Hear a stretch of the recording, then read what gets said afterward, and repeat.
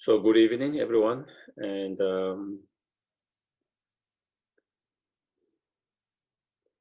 we will start with a short breathing exercise to quiet our mind, watching the breath.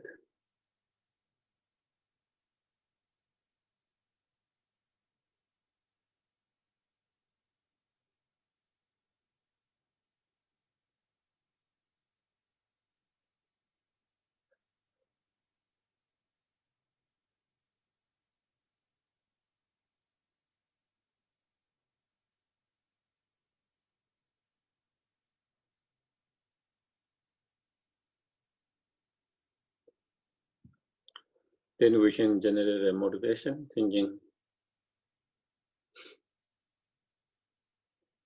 the highest purpose of my life is to be most help and benefit to all sentient beings, directly, indirectly, as much as we can.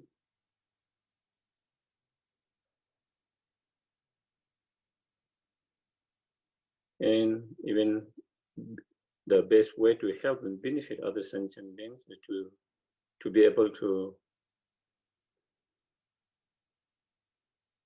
help them to free from all the delusions, all the obscurations, and to achieve ultimate happiness.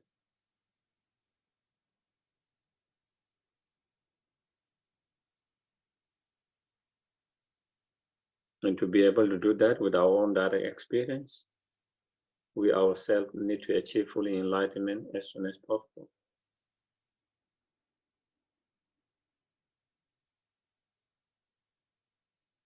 And for that, we need to engage in the path through practices by cultivating both Chitta mind and wisdom realizing emptiness. And for that, we need to reflect, contemplate, meditate, practice. And for that very reason and purpose that we are going to study and engage in discussion, reflection, contemplation.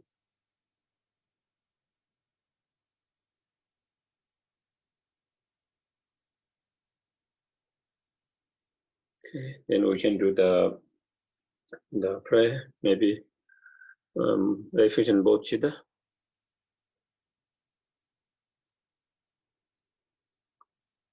We can go to the refuge in both Chitta. I go for refuge until I'm enlightened to the Buddha, the Dharma, and the Supreme Assembly. By the merit I create through listening to the Dharma, may I become a Buddha in order to benefit all sentient beings.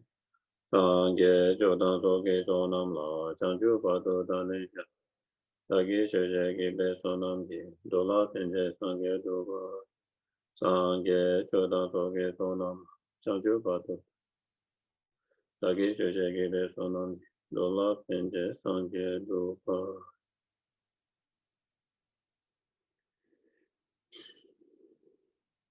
I think I should say sorry. I think I kind of I thought it was 7. I think that was where I came a little bit late. So I wonder why everyone is so today here earlier than normal. So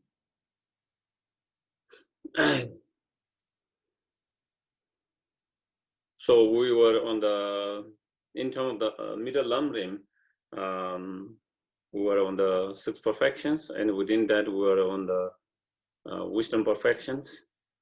And in terms of the page, I think we are on 179, I guess. Yeah. Yes. Yeah. And there, in order to have the wisdom realizing the ultimate truth or emptiness, we need to create many causes and conditions, conducive conditions in order to have the realizations. you know, so one of the important cause is studying or hearing or studying is very important. The more we study, the more we study, we get more reasoning, more logic, more different way of understanding from many different ways. And so we have more access to that kind of more information that allow us to be able to reflect, contemplate, or more deeper, and when we're able to reflect more deeply with more experience, more reasoning, more logics, more examples, and so forth, then we will have a more stronger convictions. And the stronger convictions we have, or the stronger certainty we have, then we have a more stronger meditations. And the more stronger meditation we have, then the more easier, more quickly to have realizations, And so therefore, as Kamala Shila explained, three level of wisdom, the wisdom that come through hearing, and through that, then we progress to the next wisdom through thinking or reflections. And then once we have that wisdom, we go even more profound wisdom. Then through that, then we have the wisdom that comes through meditations, and so therefore, studying or hearing is very important part of that. And not only we need to study, we need to study on the unmistaken and complete teachings, scriptures, so that is where he's saying, and according to our own mental capacity, according to our time and all of that, so that is, I think maybe I don't know, less study we do, less access we have to be able to think. We have very little tools when we are reflecting and thinking, because we can only think and reflect according to whatever small knowledge we have. And so that means our ability to think or reflect become a little bit less spacious. And because of that, then our meditation also become, not so profound. And if our meditation not so profound, then the wisdom also might not be as profound, spacious wisdom, so that is where, so I think that is what is the meaning of the compendium of the perfections, so, and also Maitreya also said same thing, in his sublime continuum, also Maitreya also said, there are two obscurations, through obscuration to enlightenment, and the obscuration or afflictions or delusions, such as attachment, anger, ignorance, so forth. And then there is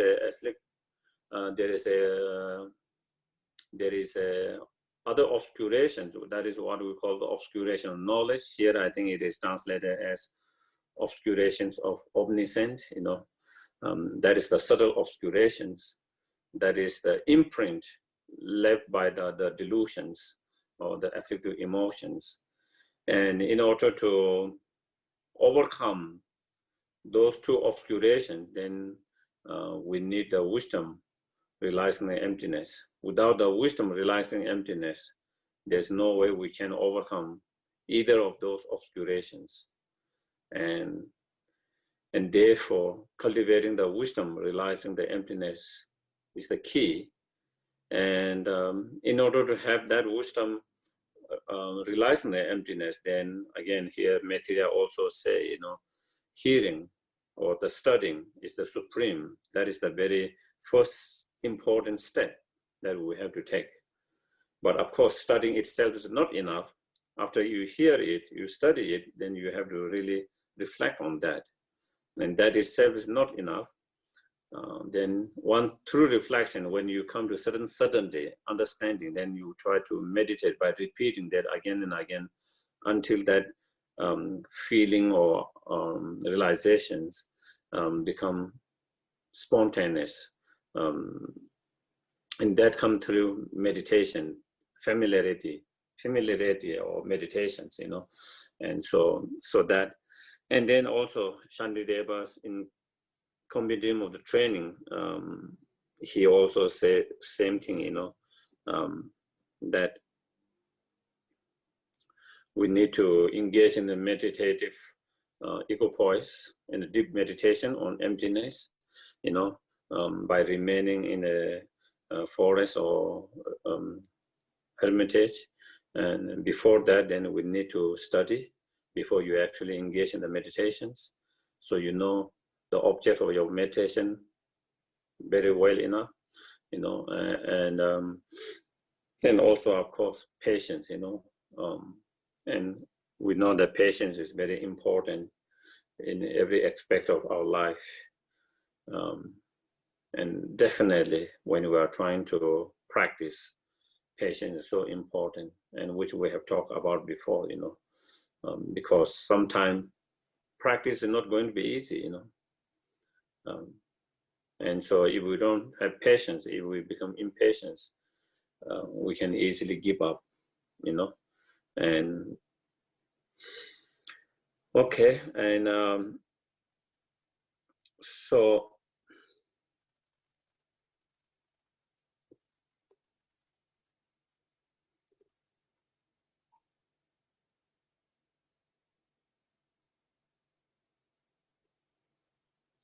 I think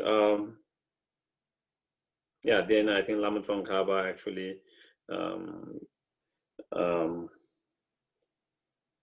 says, the imprint of the training in the instructions, then that is where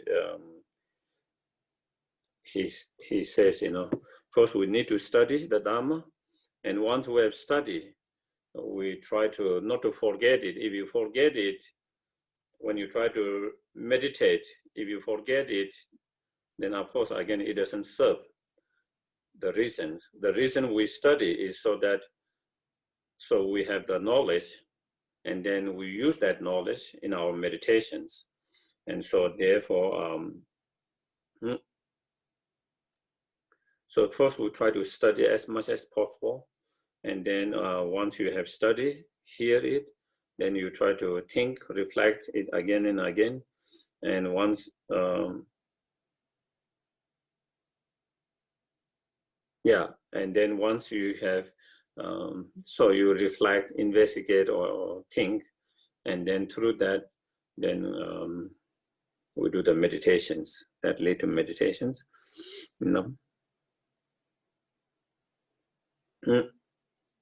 The more knowledge we have, the more profound reflection we can do. The more profound reflection we can do, the more profound our meditations. The more profound our meditations, the more profound our realizations is. And so that is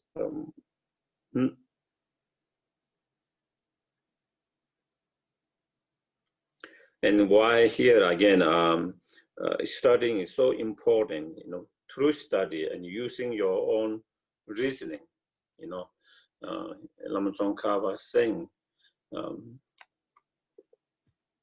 because if we have studied enough, we will not be able to misguide it by, if we met unqualified teachers or friends, you will not be kind of misguided, misled, because you can use your own mind, your own wisdom through your own knowledge.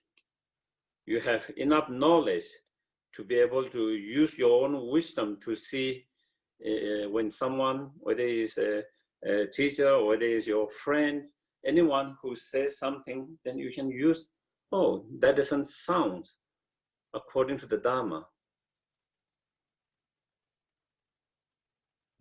That is what in the teaching, that doesn't seem that what it is taught in the teaching that I have studied, learned, and so then you started to be more, more careful and then really investigating. On the other hand, if we don't have knowledge, then you cannot make that. If we have not studied enough, you cannot make your own. You don't have enough knowledge and wisdom to make judgment. So then, if someone said this is right, they point out the finger, this is right, you just believe that. If they said this is left on the other side, you just believe that. You have the faith, devotions, and then they can lead wherever they want to lead it.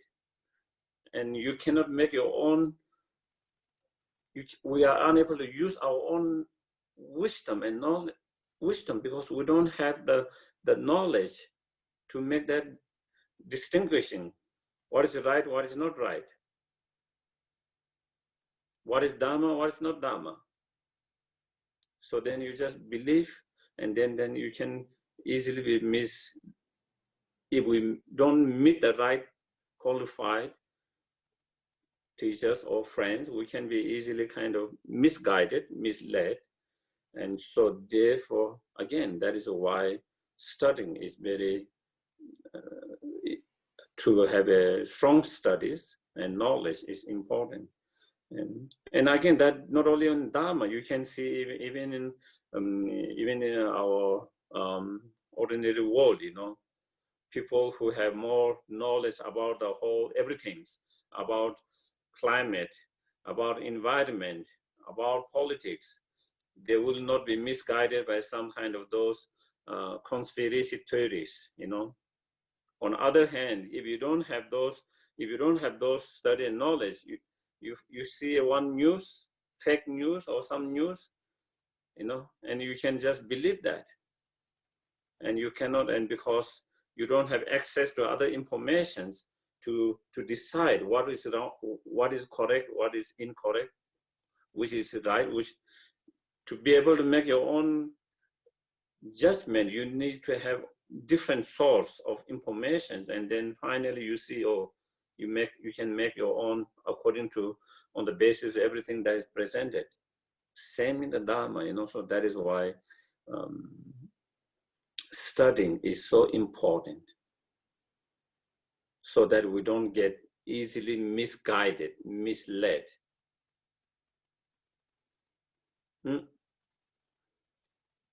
And here, as Lama Tsongkhapa says, if you don't have, you have the faith, but if you don't have the wisdom and enough knowledge, because we have not studied enough, then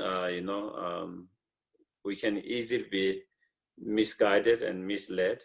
And as there is saying, Tibetan saying, if someone's cry, you begin to cry. If someone laugh, you begin to laugh. You just follow what they do. Instead of using your own mind, your own wisdom.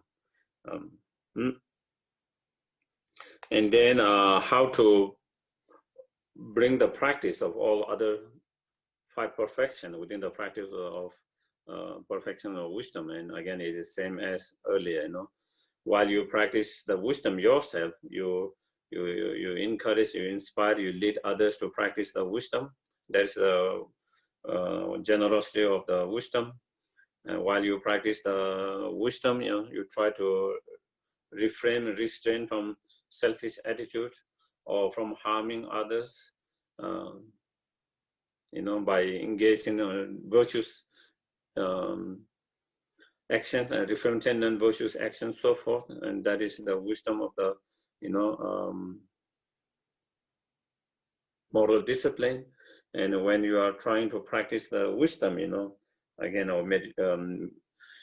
when you are trying to meditate on that, again, we can face a lot of obstacles, challenges, harms, and then to be able to have patience and not being disturbed and discouraged by those circumstances and challenges and harm and so forth. That is the wisdom of patience. And while we're practicing the wisdom, then to have that joyfulness in our practice, in our virtues, that practice, that is the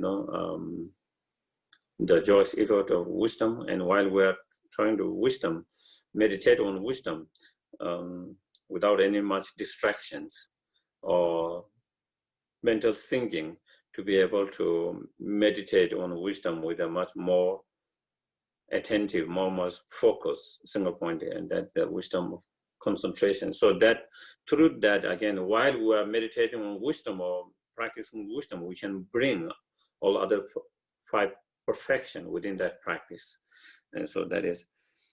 And then the next is the training. The other Bodhisattva practice is training in the 4 ways of gathering the disciple or sentient beings, and to ripen the Dharma within the continuum of them.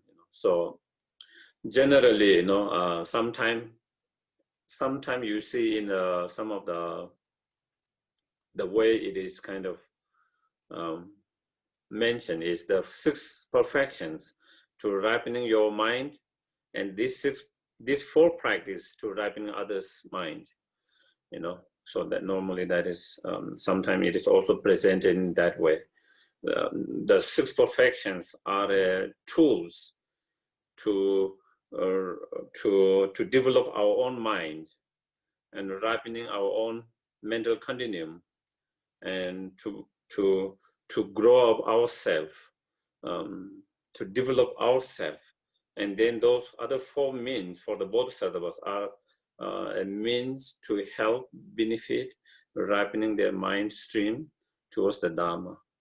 So, yeah. And so those 4 are, generosity, pleasant speech, and meaningful contact, and then to act oneself in that meaningful contact, basically. So I think generous is same as the perfection generous. First, we try to help others,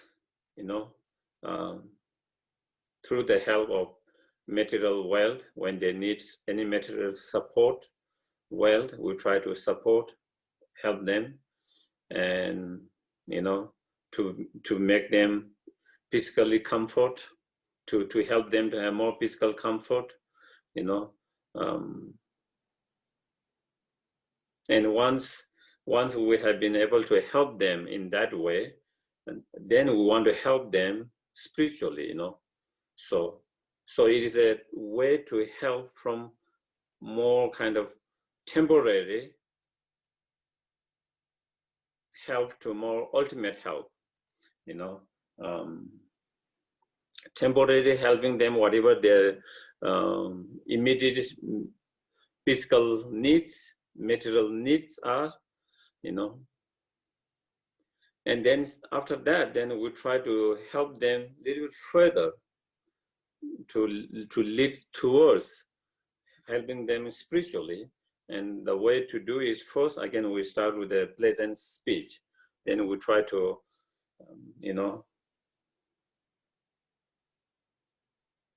to engage in a nice conversations, pleasant conversations,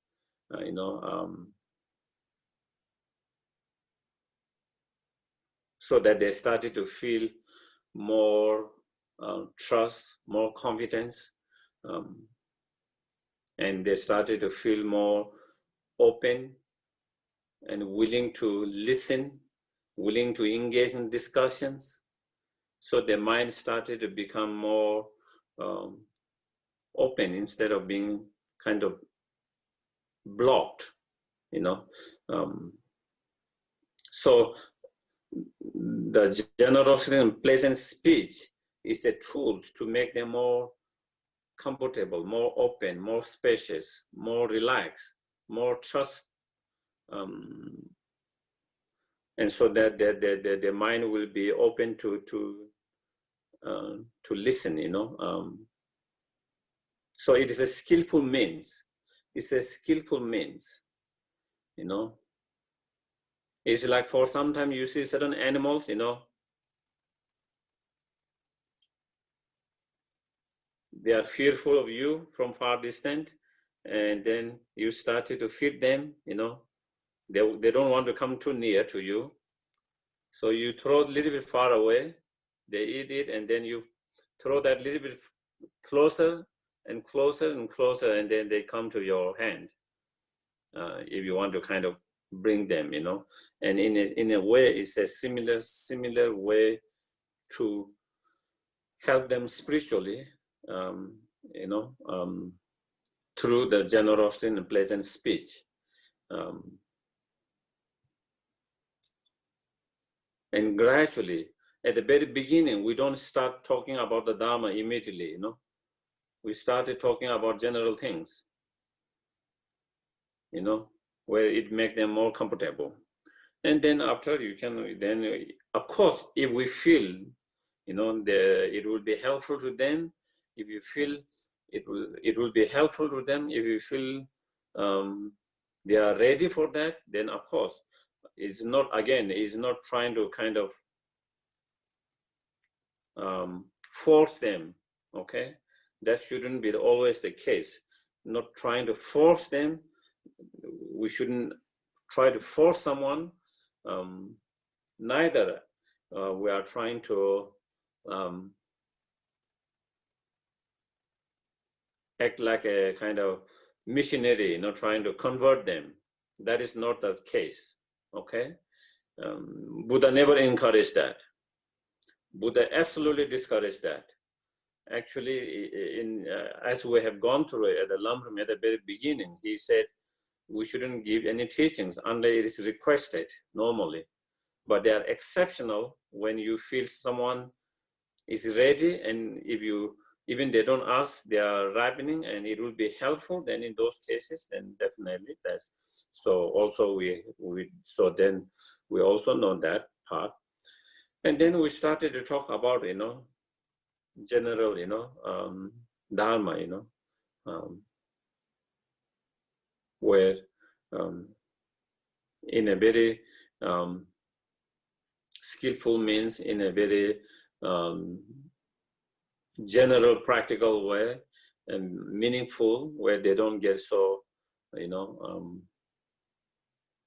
fearful, you know.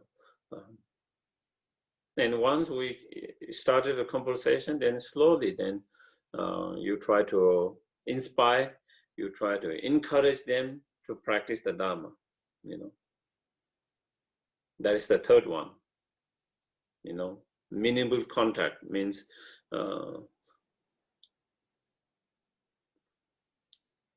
we can inspire through our teachings or our conversations or our examples.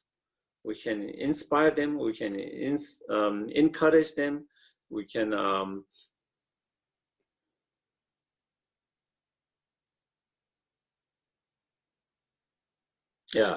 to guide them to practice the Dharma. But whatever we are trying to encourage them, whatever we are Dharma practice, we are trying to encourage them, that we are trying to inspire them. If we don't practice ourselves, it will not be so inspiring for them. It will not encourage them to practice, you know. And so therefore, something that we try to inspire them, sometimes we try to encourage them to practice, we have to practice ourselves. And that is the fourth one, to act in according to the meaning, yourself. And that is very important,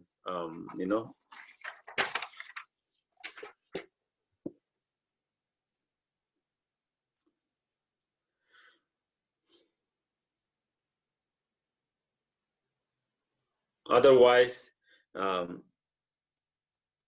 okay, maybe it will come later. So it reminds me of a story that I have heard.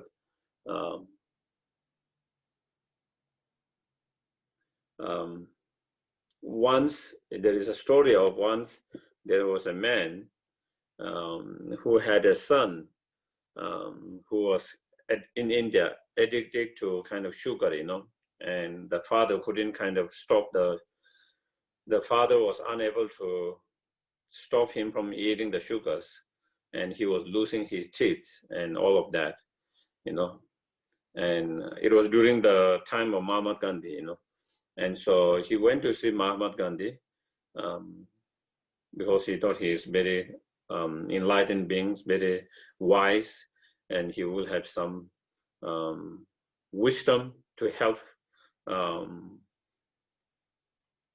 the boy from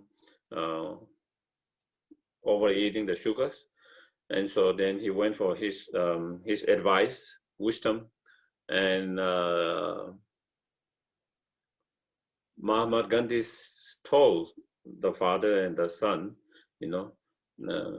come after 1 week, I will give some advice. Not now, I cannot, but maybe after 1 week. And so then after that 1 week, again they went.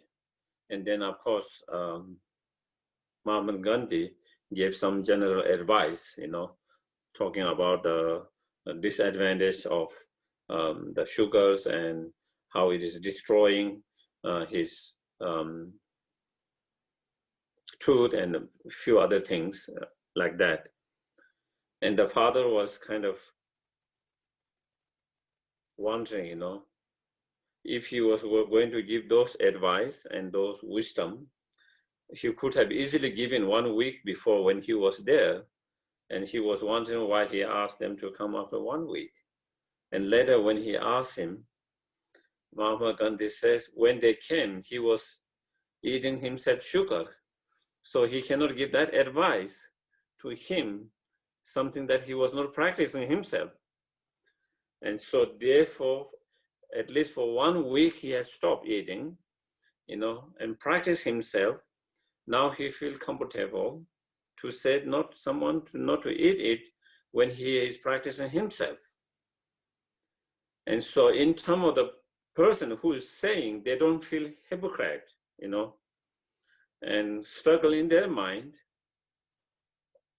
Also, the person who is hearing it is more, it touched their heart and their mind when you see the persons practicing that. Otherwise, I have met a lot of many people who have kind of lost a little bit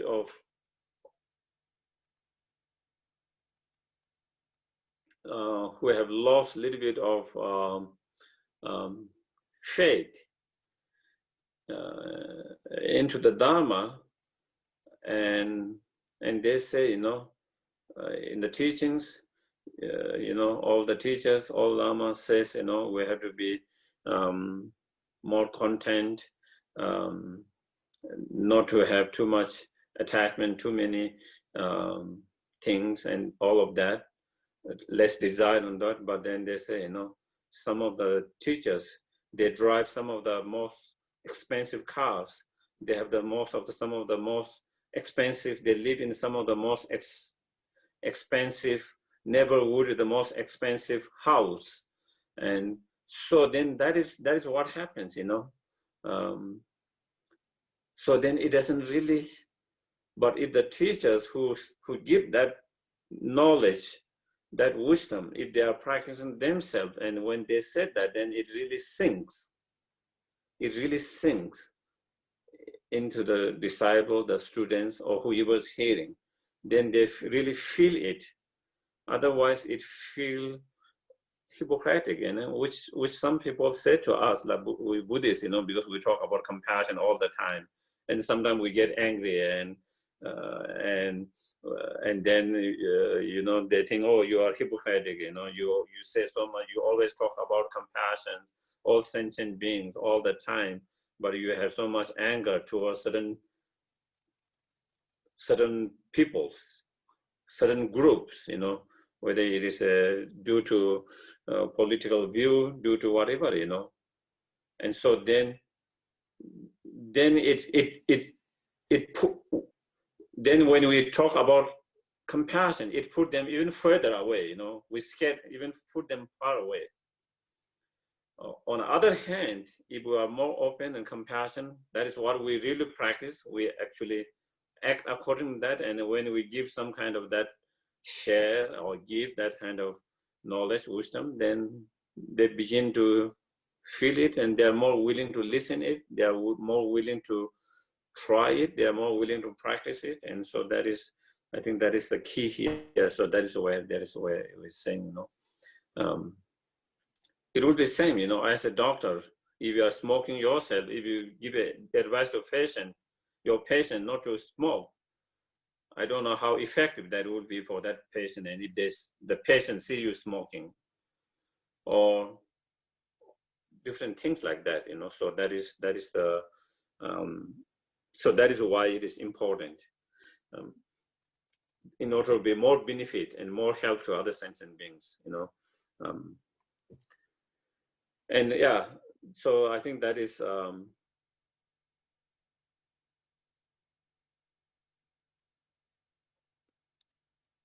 Yeah, I think so. There, I think that is already so. Then that teachings, I can source it come from ornament of the Mahayana Sutra from Maitreya's, and then Lama Tsongkhapa give the reason for the presentation of 4 means of gathering disciples, which I already I didn't read the word by word, but I think I kind of follow the meaning of that. So you can read yourself, but I just kind of summarize the meaning of that instead of reading word by word,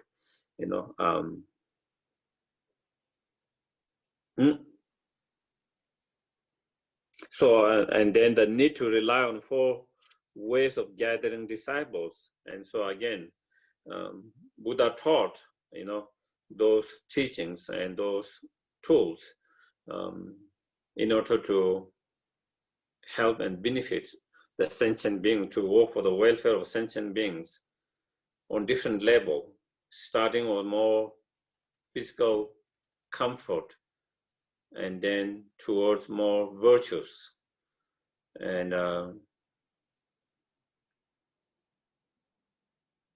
towards more meaningful,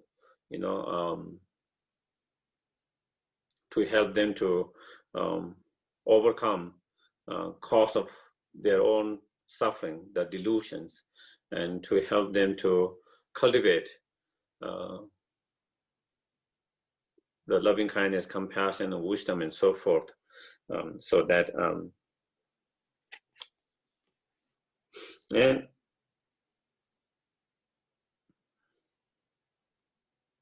and then next is it is summarizing the meanings. Basically it is saying among those 6 perfections, when should we practice? Should we practice during the meditations or during the post meditations? And so then it is saying that how we should practice in terms of divide, and which practice during the meditative sessions and during the post-meditative sessions. And so here, generally speaking, mainly the last 2 perfection, the perfection of the concentration of shamatha, and perfection of the wisdoms, one part of them. we try to do in the meditative sessions. We try to practice during the meditative sessions, and then other theories, the first theory, mostly during the post-meditation sessions. We try to practice them mostly during the post-meditative sessions. And then the practice of the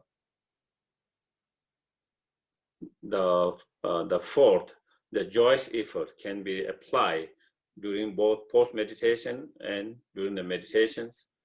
And then also there are some part of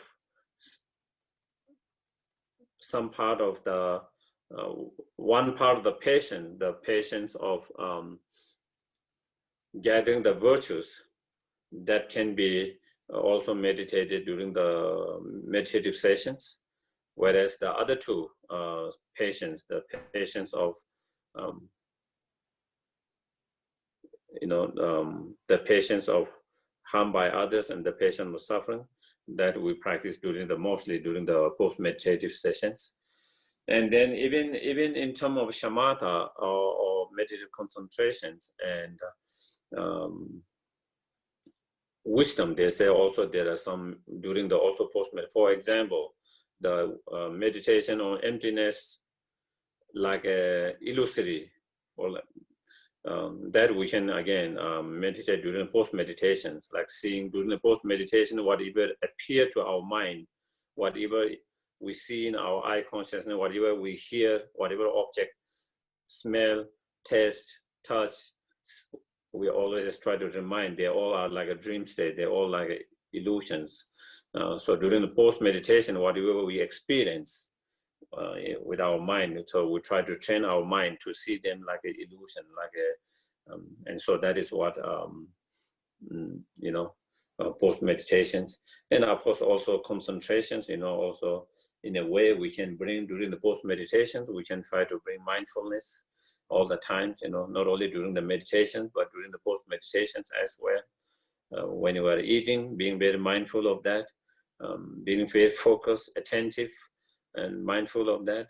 While we are walking, while we are joking, while we are cooking, whatever we are doing during the post-meditation, again, we try to bring some part of the some part of the practice of the shamatha or concentrations, such as being very attentive, focused, mindful, and so that through that, so that is that's what the great elder says.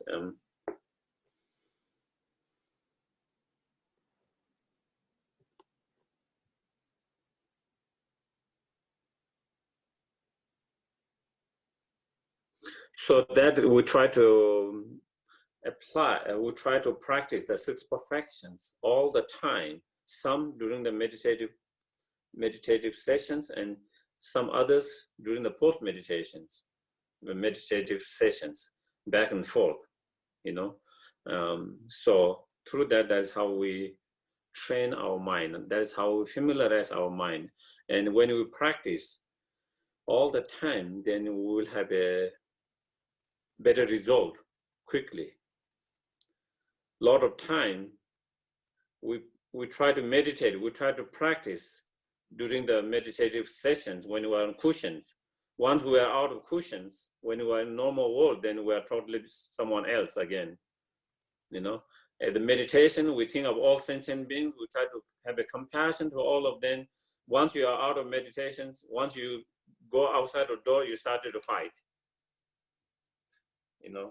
And that is why we don't make a progress so much. How much time we spend on cushions meditating,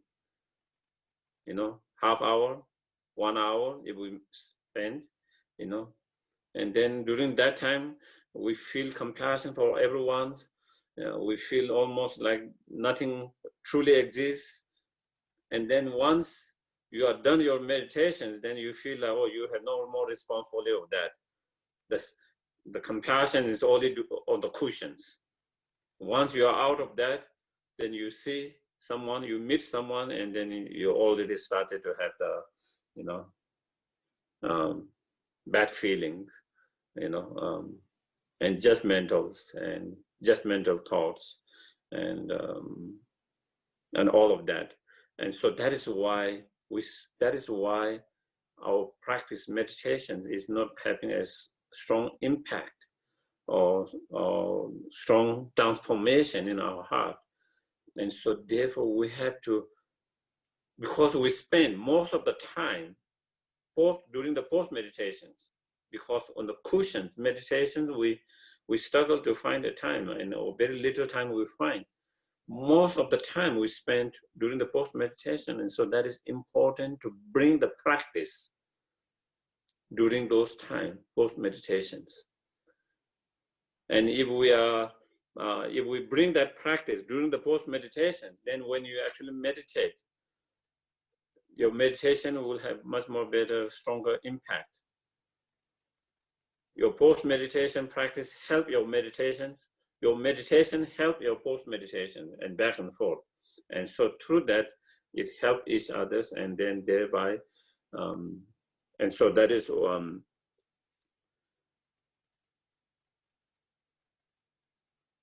so that is what is, I think mainly that is what it says. And again, and then next, Lama Tsongkhapa says, when you hear about such wonderful contact, what Lama Tsongkhapa is saying, some of the Bodhisattva practice, when we study and learn, it seems so difficult, it feels like it is impossible for us, some of the high level of Bodhisattva practice. And when we see them, when we learn about them, sometimes we can become discouraged and feeling, this is not for me. We can become very kind of discouraged because it seems so difficult, so hard, according to our present level.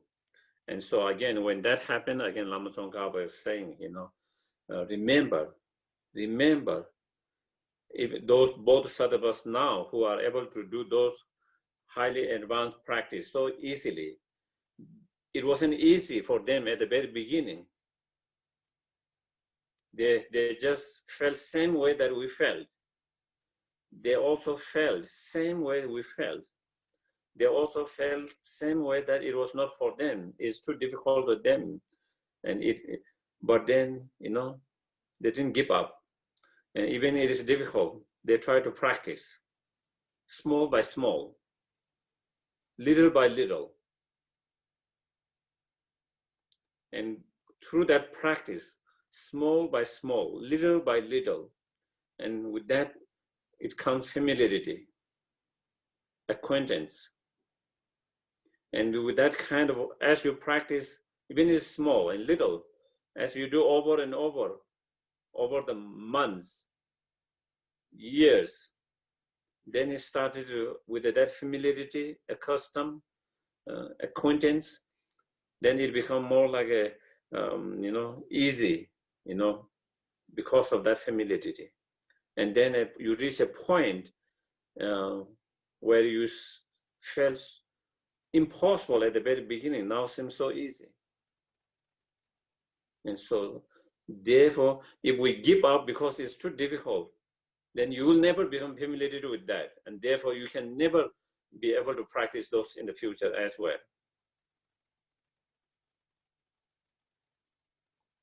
And so therefore, also reminding ourselves, Buddha Shakyamuni was just like ourselves at the one time.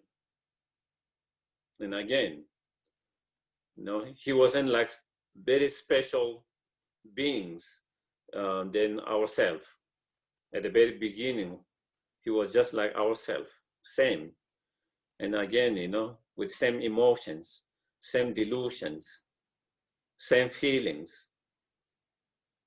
But over the years, he started to practice, and he didn't start practice a big and difficult one, but started with more easy one, small ones, and very little, and slowly you improve with the time.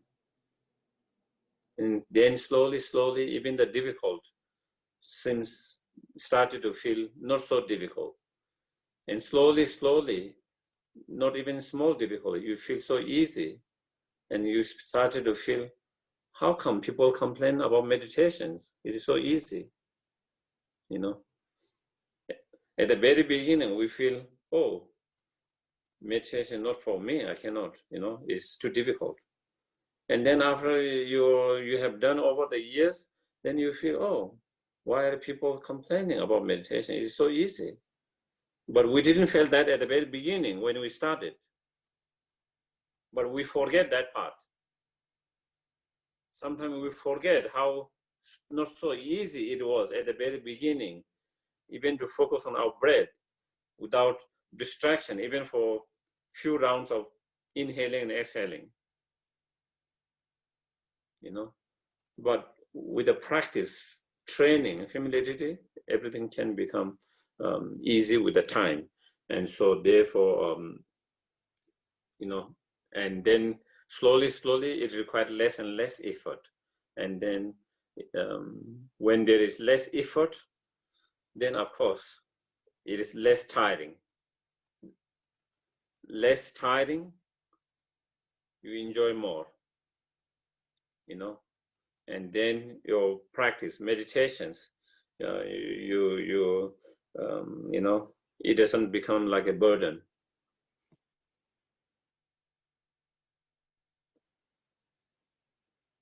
Yeah. And so I think that is what and then I think in many others here and many others, also one of the advice Lama Tsongkhapa gives, and many other teachers, is some of the Bodhisattva practice which seems beyond our reach at the moment, which we cannot practice, we try to have aspiration for that, to be able to practice those in the futures. Even though we cannot apply them immediately, such as giving our own body and life, so forth, we try to cultivate aspirations. May I be able to practice even those in the futures. We try to pray, we try to cultivate inspirations, even though I cannot practice those immediately now, but may I be able to practice that, and having the wish, inspiration to do that, and making a strong prayers to do with that. And those which are more easier, those which we can apply now, we try to apply them as much as possible.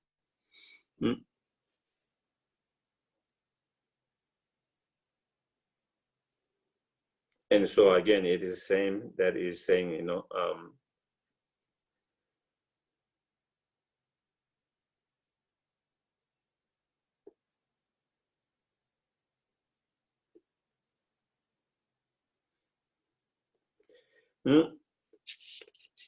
and here again, Lama Tsongkhapa saying, then eventually we can, with the familiarity, with the practice, eventually everything become easy, and eventually we can achieve all those high, excellent qualities of the bodhisattvas at different level of the path, and then eventually the excellent qualities of the Buddhas, of the Buddha himself, and so then here Lama Tsongkhapa says, since many of us have taken the bodhisattva's vows, and when we take the bodhisattva vows, part of that is we have taken a commitment to engage in bodhisattva practice, such as 6 perfections and 4 means of guiding and helping sentient beings. And so therefore, since we have taken those commitment vows, and we should try to apply them as much as possible in our everyday life, so therefore that we are able to maintain and keep the vows and stabilize the vows, and as well as to be to develop ourselves as well as to help others. And Lama Tsongkhapa said, even you have not taken vows at the moment, but if you have any kind of inspirations towards the Bodhisattva path and contact, you should also try to practice, those. So such as the practice, such as perfections, are the great practice to develop ourselves as well as to help other sentient beings. So therefore, we should put much effort, as much as possible, into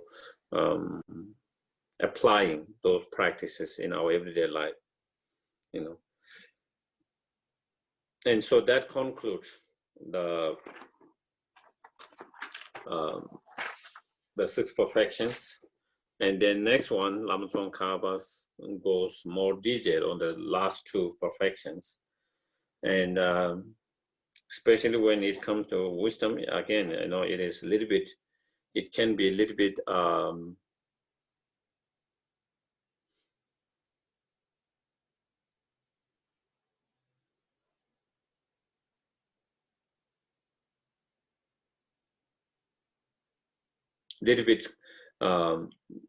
not as easy in some of them, especially when you come to the wisdom, and then when there is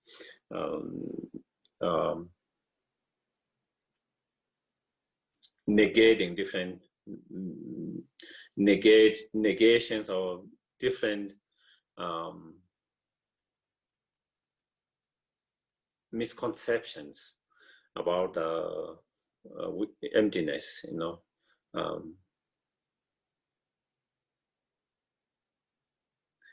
according to the biography of Lama Tsongkhapa, when he was writing the Lam-Rim, he finished up to here, and then he was thinking of going more detail in those last 2, the concentrations and the wisdom, but also he wasn't sure whether it would be so much helpful, because a lot of people might find it kind of,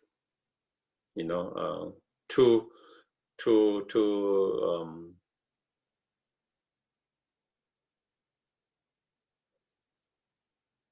philosophical, maybe too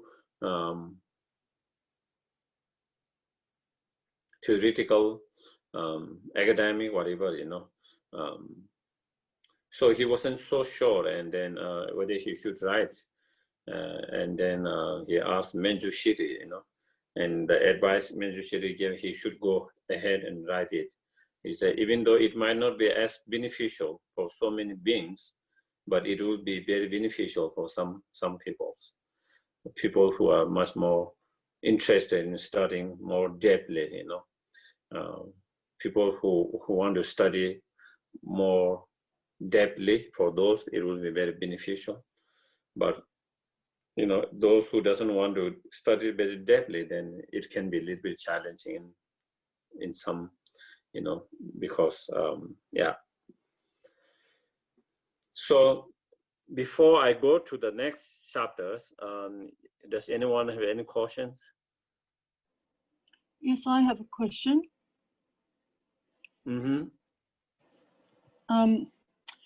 I was just thinking,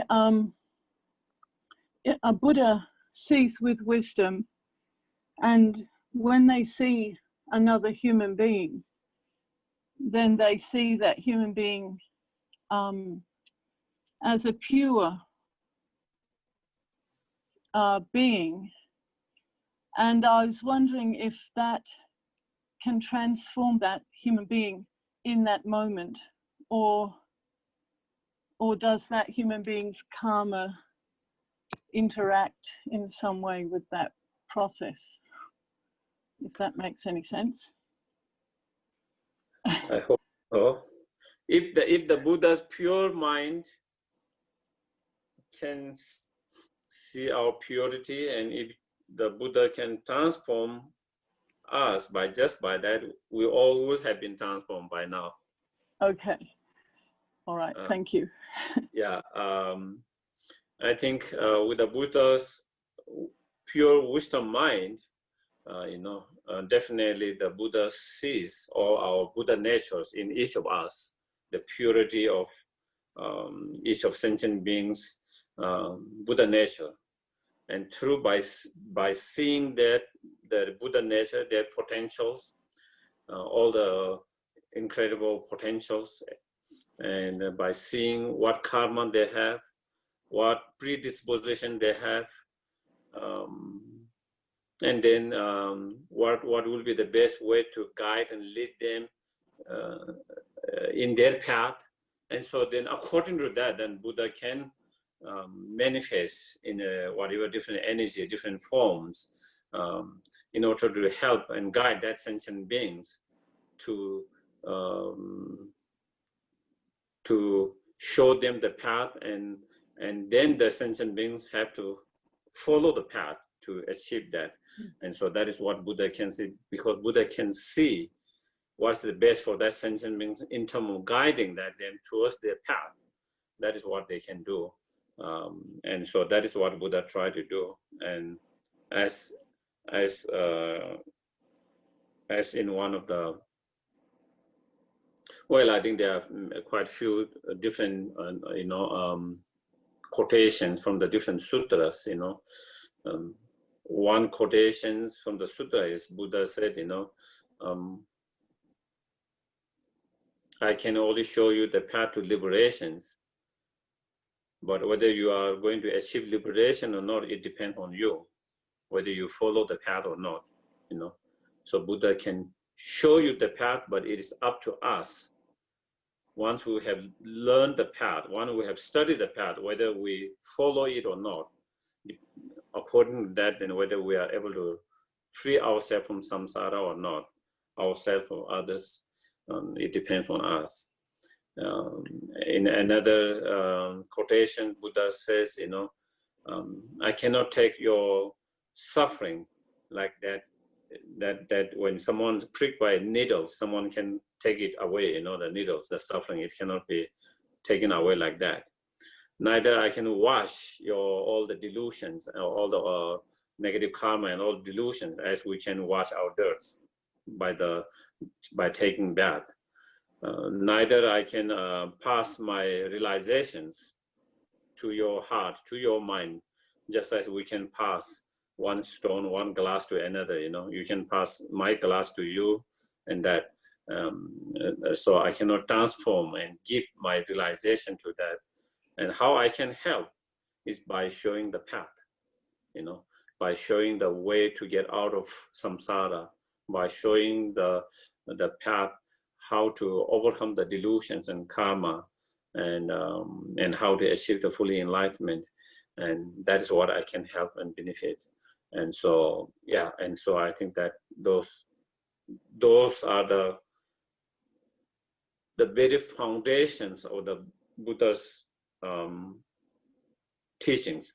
And if we remember that, then we wouldn't have a conflict of, sometimes what I see is, even though we don't believe almighty powerful creator, sometimes we begin to act like that. I pray to the Buddha, whether it's Tara, Medicine Buddha, or Buddha Shakyamuni, and then he will take care of all of that. That he will fix every problems. I just have to pray. That is almost same as believing in this all creator mighty God, and that has a conflict with these foundational teachings, and so I think that is one thing. And on the basis of that kind of misperceptions, then I pray to the Buddhas when I'm sick and I don't get cured, then I started to doubt the whole teachings, someone can start to doubt the Buddha, started to doubt whole teaching itself, so sometimes there is that And that is one of the things I always try to make sure people not to misunderstand that, and not to lose that the very foundational understanding of the Dharma. Definitely, there's no doubt, the Buddha can inspire us, just like human being can inspire us, just as human beings, whether it's a guru or your friends, Dharma friends or other, can inspire us, can give us encouragement, confidence, and show some ways. Definitely, also the Buddha can help us in Buddha's gurus can help us in some ways, but it's not like where they can take away our suffering like that, where they can just magically transform us with their pure wisdom or whatever, their power. So yeah. Does anyone have other questions? I think I have another question, but not if someone else has got a question. Doesn't matter. There is one question that I want to. There is one where it says the wording, the 4 ways. I struggle with the wording, 4 ways of gathering disciples, especially in 2020s. Yeah, that is why I hardly use that word. Normally, I use 4 ways of gathering sentient beings and helping them. When we say disciple, it has a different connotations. A student and disciple, it is not. It doesn't necessarily mean that, 4 means of gathering sentient beings in order to help them, So, but I think sometimes the literal translations sometimes is like that.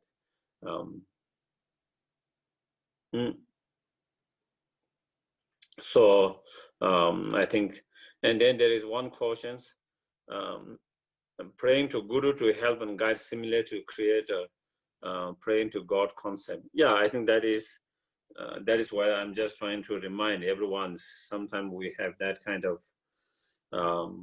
whether it's a Guru, whether it's a Buddha, we feel they are all powerful, mighty. We just pray and then they will kind of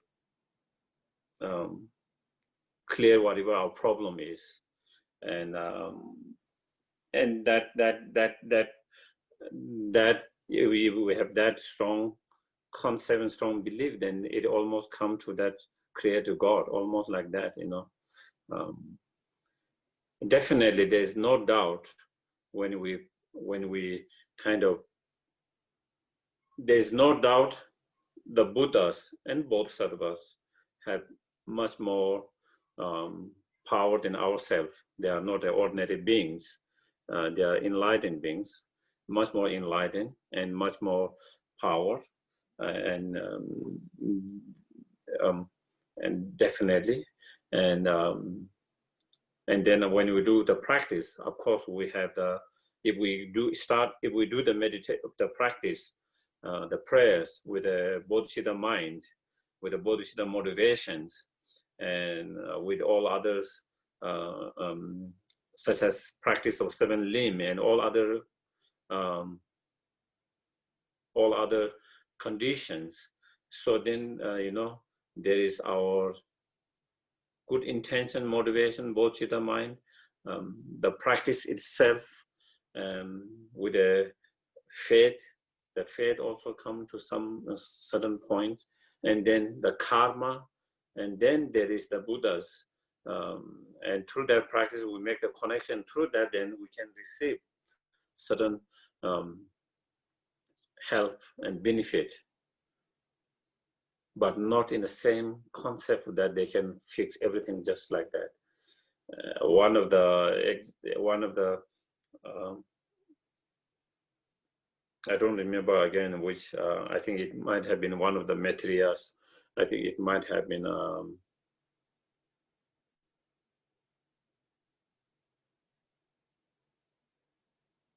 ornament or clear realizations.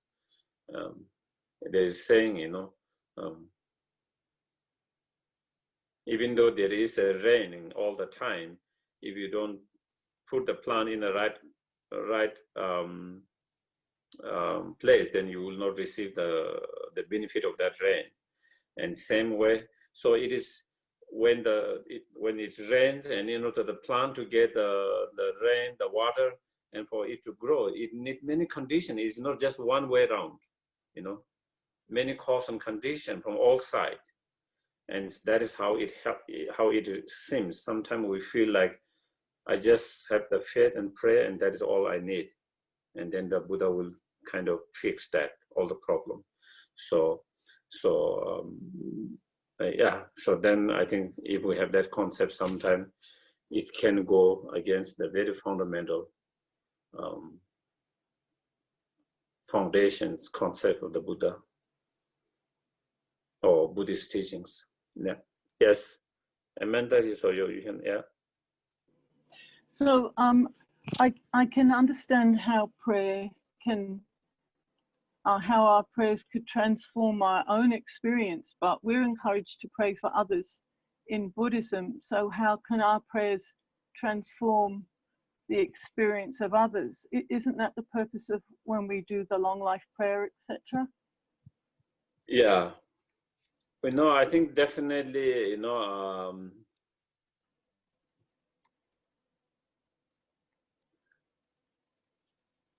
scientifically, I don't know how really kind of, when we kind of pray, how it changed someone's karma, and therefore their experiences is kind of hard for me to explain, scientifically or logically, but one of the things that I can, my understanding of very limited understanding, one of the limited understanding of how it might work is that, of course, the other persons, whoever we are praying for, for whatever reason we are praying for, one, they need to create the cause themselves. They need to have the karma, but for that karma to manifest, to activate that, then there need to be many cause and conditions that sometimes they have to create themselves. Sometimes those conditions can come from outside as well, just as sometimes our karma is manifested by changing the weather.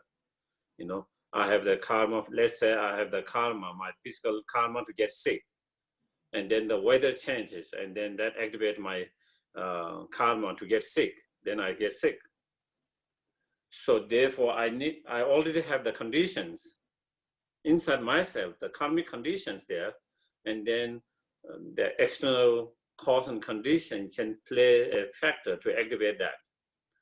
Sometimes it's internal conditions, sometimes external, sometimes it's both, depending on that. And so similarly, someone already have a certain karma to them to live a long life. They will need to have that long life, or others. And then we pray and we dedicate our virtues, our merit, and share with them, and that activates their karma. And through that, it changed their karma. By changing their karma, it changed their experience. And so therefore, and it is especially the more stronger connection, karmic connection we have with the person to whom we are praying, it normally has more stronger impact because of these karmic strong connections. And so I think that is one of the things how it could work in that way, how it can affect. But if there is no karma at all for that person from their side condition, then it will not help.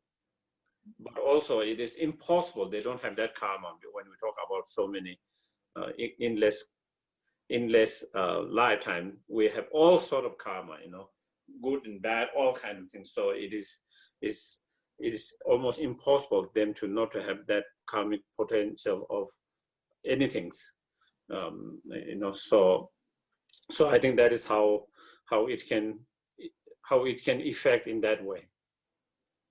Thank you. With our and again, I think maybe it reminds me of something. Generally in Tibetan we have two different terms. One we call molam is prayer, and ngoa is dedication. Prayer and dedication are slightly different. When we talk about dedications, we need to have created some merit of virtues that we can dedicate. Prayers, you don't have, you just pray whatever you want. I want to be, may you have a long life, or may you be rich, or may you have good life, whatever. But dedication is like, I've created all the virtues or merit myself. Now I want to dedicate, I want to share that to you. You know, so that is, so therefore in that sense, dedication is more powerful. And because we are giving and sharing our own virtues, our merit to, so that the other, we can affect the other person's karma and thereby their experience, you know. Yeah. So then I guess if there's no questions, then we can kind of do the dedications. And then maybe next we start chapter 5. And again, especially like in terms of the shamatha or karma abiding or meditative concentration, how to develop meditative concentrations. I think you cannot find any other, at least in earlier texts, which has such a detail than Lama Tsongkhapa's Lam-Rim.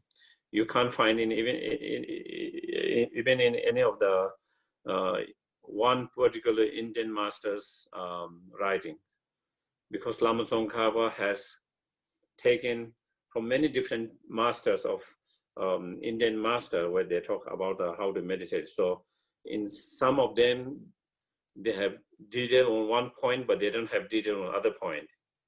And then another master has a more detail on one point. And so Lama Tsongkhapa has compiled from all those different masters of very detailed explanations of each of those points from many different sources. And so therefore, I think in that way, it has a very complete. And even among the Tibetan masters who have came before Lama Tsongkhapa, and even you know, also they haven't written any extensive scriptures in terms of how to develop the karma abiding or meditative concentration as well as wisdom in such a detail. So I think it's a very, very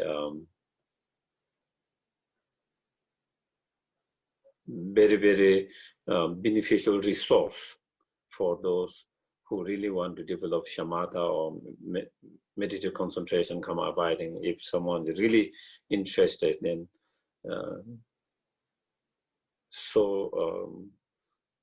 there's so much detail, and especially some of the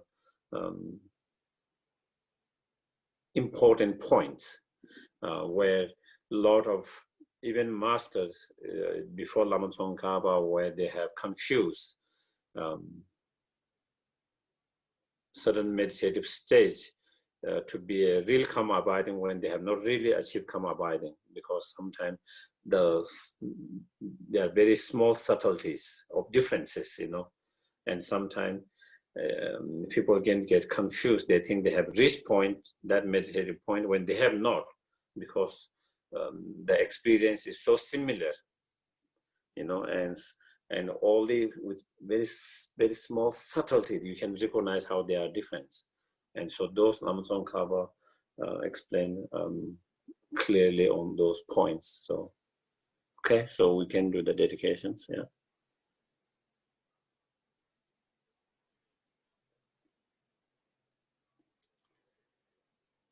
Okay. Again, you can either chant with me in Tibetan or you can recite in English, whatever you feel more comfortable. Yewadi nyo do ta Lama Tsongkhapa Dowa Chi Kyama Leba Peye Sala Kweba Sho Changjo Semjo Rinpoche Ma Kepa Na Ke Gyoche Kewa Nyamba Meba Yang Kong Le Kong Do Kewa Sho. So then we do the long life. The wish granting, wish fulfilling jewel, source of every single benefit and happiness in this world, to the incomparable kind Tenzin Gyatso, I beseech, may all your holy wishes be spontaneously fulfilled. Tozo Changshin Jamgun Jawe, Tenzin Yongbe We Kunso Tomoze, Chosun Kowe Le Montudu, Pada Sotu Je Gundu Shape. Thank you very much. Thank you, everyone. Thank you for joining. Thank you. Good night, everyone.